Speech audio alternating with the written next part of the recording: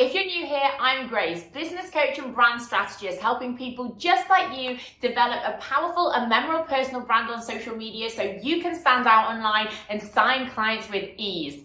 This channel is for freelancers, online business owners and entrepreneurs who are looking to build a profitable online business. And this is what I want for you, so you can travel the world living your best life as a full-time digital nomad as quickly as possible. Every week, I'm going to be sharing with you the inside scoop on exactly how you can make this your reality ASAP, so stay tuned. So firstly, why Instagram? Well, Instagram is an amazing app and piece of software that allows you to really build a strong brand identity, both visually and non-visually. As of July 2022, Instagram has over 1.5 billion users. Think about how many people you can find on Instagram that are going to become your clients. As I said, it's an absolute goldmine. So the first point I'm going through today is how to optimize your Instagram profile so that you can grow a community of ideal clients, of people who love you and your brand and they want to be there.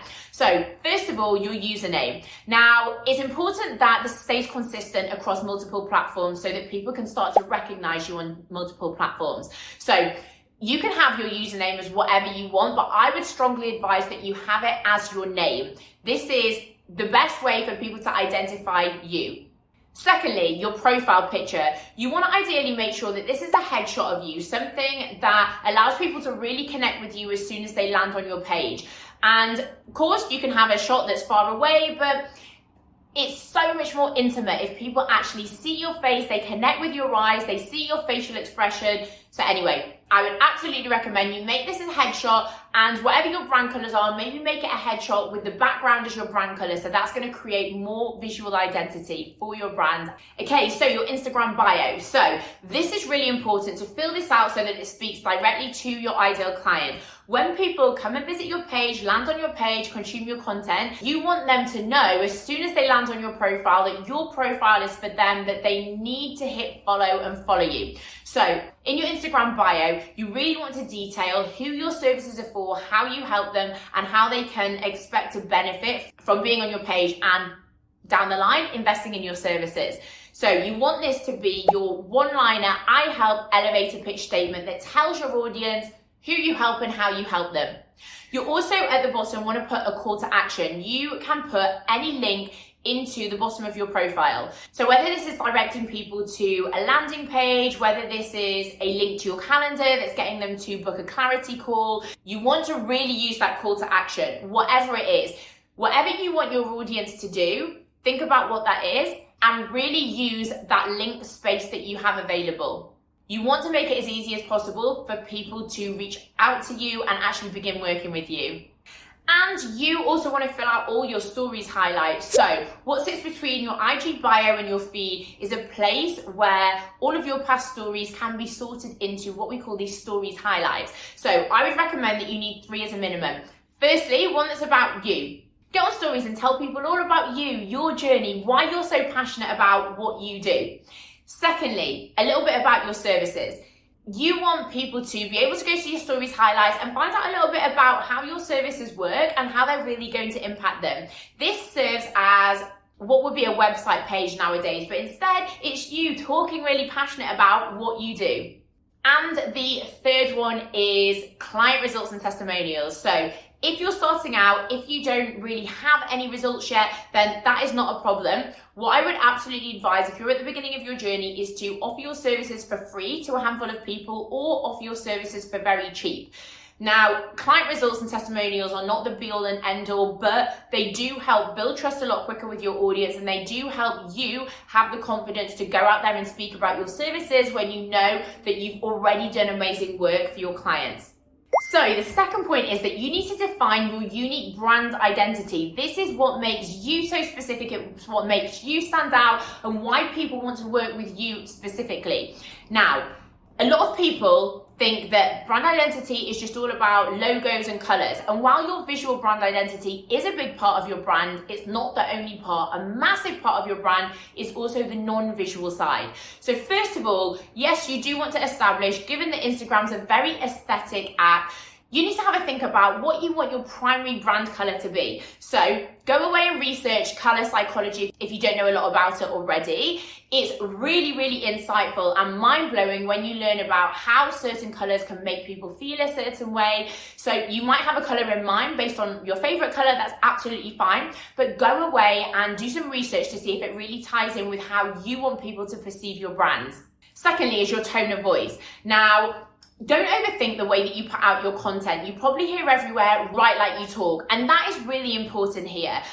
It's really easy to overthink the way that you're writing your content. Think, is it being perceived in the right way? Am I writing it in the style that I want to write it in? And then to continuously overthink your content. And that can actually get you into this procrastination where you don't do any of it. So what I want you to think about is, again, how do you want people to perceive your brand? But how do you want to come across to your brand? Do you want to be really formal and corporate? Are they the kind of ideal clients you're looking to attract? Or do you really want to be fun and impersonal? So in that case, are you using swear words, for example? Are you using lots of emojis? Are you perhaps throwing a couple of innuendos into your content? Think about the personality that you have and the type of people you also want to attract. The next point in your brand identity is all about your unique story. So up until this point in life, where you are today, you have gone through many things. You have overcome obstacles and hurdles along the way to get you to this moment where you are watching this video right now in life. I want you to think about, what is your unique story? What have you overcome that makes you really relatable to your audience? What are some of your hobbies and interests, and how have you overcome hurdles within those as well? Because your story is not only about business, but it's about generally your personal brand, your interests and struggles that you've overcome in every area of your life to get to where you are today. Again, think about your hobbies and your interests. Are these hobbies and interests that your ideal client also has? In which case, these relatable stories are also going to connect with your ideal clients. Also think about your purpose and your why. Why are you really doing this? What motivates you to get out of bed in the morning? What is your reason for doing this? What goals do you want to achieve? And how are those goals really feeding into your wider desire? Make your purpose and your mission a core component of your message, because this is really going to help connect with your audience, again, if they have a similar purpose and why to you. And then think about your personal unique selling points. So think about some of your core values and how you want those personal values to trickle down into your business as well. So think about what really drives you and motivates you in life. Is it honesty? Are you a really ballsy person? Is it freedom? In which case, showcase that online. Is it that you're a really fun person and you want that to come across in your content? Think about what's really important to you. And if you're not sure, go away and ask friends and family, how would they describe you as a person? Because that is an objective outsider perspective. Go away and do that. And then based on how they perceive you, think about how you can implement that, how you can weave that into your content strategy to allow that message to trickle through to your audience as well, so you are attracting ideal clients. So the third point is that you need to have a content plan for your feed. Now, your content has to resonate and connect with your ideal client. And the key to having a really standout content strategy is variety. It's personal branding posts, storytelling, educational posts, inspirational posts, sales posts, posts that talk about your client wins and testimonials. If you want to hook your audience, if you want to pique their interest and keep them coming back for more, you need to include variety in your content. So start small. I don't want you to overwhelm yourself and think that you need to be posting 5, 6, 7 times every single week if you are only just starting out and you don't really know what to post about. Consistency is better than posting endlessly, getting burnt out in the process. Quality over quantity always. So the best way to do this is think about what is reasonable for you, what is doable for you based on all of the other commitments that you have at the moment, what feels good to you. If you say you ideally want to post 4 or 5 times a week, but you know it's just not possible, you're not going to be able to achieve that. Then you're going to feel, quite frankly, a little bit shit when you don't achieve it. You're going to feel like you're falling behind and constantly chasing your tail. Instead, if you know that comfortably you can commit to 2 times a week, commit to those 2 times. And for consistency with your audience, so they start to associate your posts coming on certain days, make sure you're posting on the same days. So if you say, I can only post twice a week and it's going to be on a Monday and a Thursday, make sure without fail you post every Monday and Thursday. And if you're struggling for content ideas, I want to explain a really quick concept to you here. So it's called the content wheel. Think of it as having a ball in the middle, and then you have an outer layer and an outer layer. In the middle, this is about your elevator pitch that I've already helped you create, your who you help and how you help them. Now, if you go to a level outside of this, I want you to think about what are the core components of your services that help get your client from point A, which is where they're at right now struggling, to their desired point B. What are the different areas of your solution that you take them through in order to get there? So let's just say, for example, that you're a business coach. The different areas that you might focus on to get people from where they're at right now, which is potentially struggling with clients, to where they want to be, which is signing consistent clients. This is a very broad example, by the way. The different areas you might take them through is getting clarity on their unique selling point, getting clarity on their niche and their ideal client, helping them master their sales strategy and their sales calls, helping them actually create powerful content that generates inbound leads.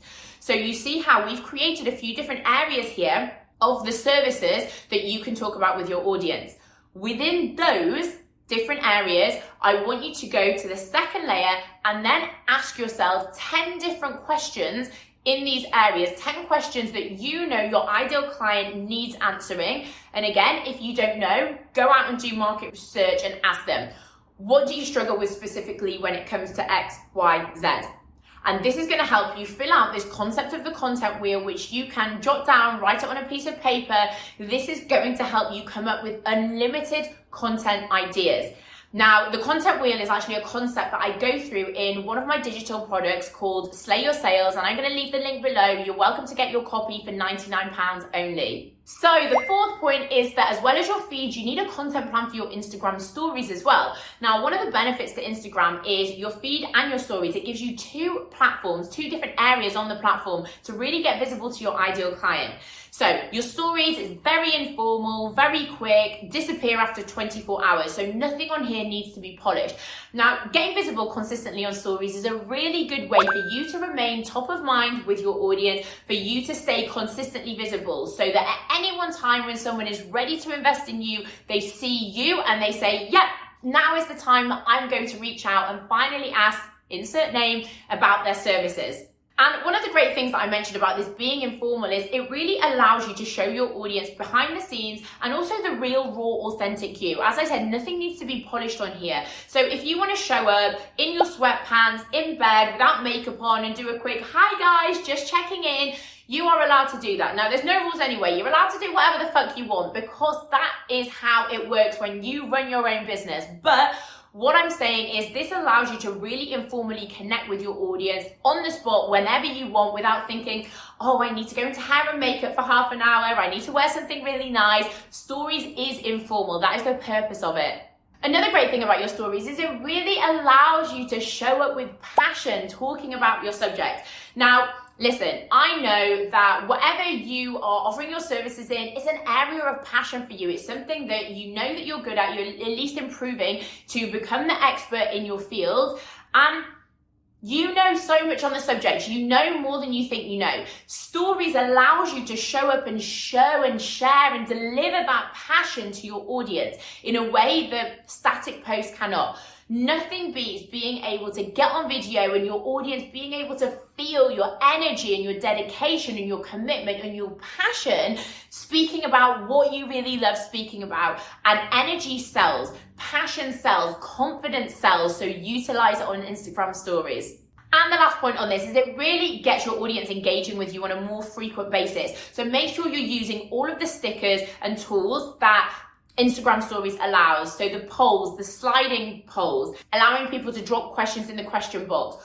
This builds trust with your audience and it gets them engaging with you when you're not even necessarily only talking about business stuff and your services. So it builds trust. It gets people engaging with you in a way that they feel comfortable with. And also, I have also done a digital product all about helping you craft a solid strategy on Instagram stories that helps you convert your watchers into paying clients. And I'm also leaving the link below. You can grab your copy today for only £49. So the fifth point here is your engagement strategy. Now, I'm going to split the engagement strategy in two here and say that you've got two parts to it. Engaging with your current audience, the people who are already there, and then going out there and finding new people who are your ideal clients to bring into your own audience. So let's take the first part first. So the people who are already in your audience, these are ideal clients. They have chosen to hit follow on your page because they see the value in your content and your services. Make sure you're nurturing these people on a daily, weekly basis.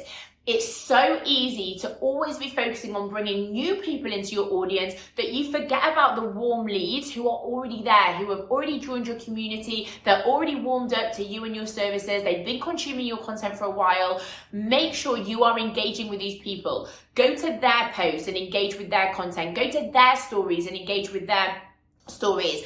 And start DMs with people as well. Now, the best way to get into someone's DMs is through their stories, because we know that stories are informal. They really create that conversation. They open up that avenue for you to really start that communication with someone in a way that's informal, in a way that's non-salesy, non-pushy. So really utilize the stories feature to engage with your audience, with your ideal clients, with people who you think would be an amazing fit for your services. Now, the other part is going out there and actually finding new people to engage with. So there are different ways that you can do this. So make a list of some of your competitors, and I say competitors lightly because, listen, there's no such thing as competition. It's all collaboration, and in any event, nobody is you. Nobody can compete with you and your uniqueness, your badass unicorn uniqueness, okay? But think about some people who are further ahead in their journey in your field that you can go and engage with, that you know their ideal client, their audience is very similar to the kind of people that you want to attract to your business. Go to their profile, regularly engage with their content, go through their follower list and find different people that way. So competitors, that's one way to find new leads. Secondly, Instagram hashtags. Think about what hashtags your audience are using themselves or they are also looking under for help. Make sure you're using these hashtags. So let's say, for example, you are a business coach in London. Maybe your ideal client is looking under the hashtag Business Coach London, Business Coach UK, if they are actively looking to invest in help. And the sixth and final point is your visibility strategy. So let's say you've implemented everything that I've already gone through in this video. You're pushing out content, you're engaging with people. Now you want to get more visible to your audience so that you can grow your community of ideal client as quickly as possible. Now, the engagement strategy that I mentioned before is very similar to this. Going out there, going onto your competitors' profiles, engaging with them, engaging with the people who are commenting on their posts, going through their followers. This is you getting visible to their followers. But a really good way to also get visible is to team up with your competitors. This is where the collaboration aspect comes into it. So there is no such thing, as I mentioned, as competition, but everybody out there is enough space in the online space for everybody to have their own clients. And ultimately, people decide to work with you because of your energy, even if you offer very similar services to what one of your competitors offers. So the best way to develop a really solid visibility plan to grow your audience you're following as quickly as possible is to team up with your competitors. And there are a couple of different things you can do here. You can shout each other out in your posts. You can allow somebody to do a reciprocal stories takeover where you film some stories that they'll put out on their stories, they film some stories that you put out on yours. So what it means is both of you are getting visible to the other's audiences, and this is going to increase that visibility. Also, going live with some of your competitors. This is an amazing way to really get visible to each other's audiences in a way that's in real time, in a way that allows you to show up raw, unpolished, authentically, and just speak really passionate about your area of expertise. So as an action point after this, go away and think about, make a list of, do some research if needed. Some of your competitors, maybe pick 5 to start with and reach out to them and introduce yourself and say, hey, listen, like we offer something similar. Do you want to do a collaboration at some point? And schedule it in the diary. Especially when you're starting out and your following is low, this is the best way to increase your visibility and grow your following as quickly as possible. So there is my 6-step strategy for helping you grow a profitable online business using Instagram specifically. I want you to go away and implement all of these tips. Success does not come overnight, but it comes with consistency. And when you consistently implement everything I've taught you in this video into your content, you are going to be consistently generating inbound inquiries directly to your DMs from people who are desperate to work with you specifically. If you do need some help with crafting a solid strategy that converts your followers into paying clients on Instagram, as I said previously in the video, I'm leaving the 2 links below to my 2 different courses. The first one that's helping you craft a solid strategy to convert more followers into clients specifically on Instagram stories. And then also below the framework to book out your one-to-one services with ideal clients also using Instagram. Now, this can also be implemented onto any other platform as well, but this is what I have implemented into my business specifically on Instagram to sign clients through Instagram. I hope you love this video. I've loved sharing it with you. Any questions that you have, leave them in the comments below and I'll be sure to get back with you. And stay tuned for next week where I'm sharing more inside scoop on how you can start running a profitable business so you can start traveling the world as quickly as possible.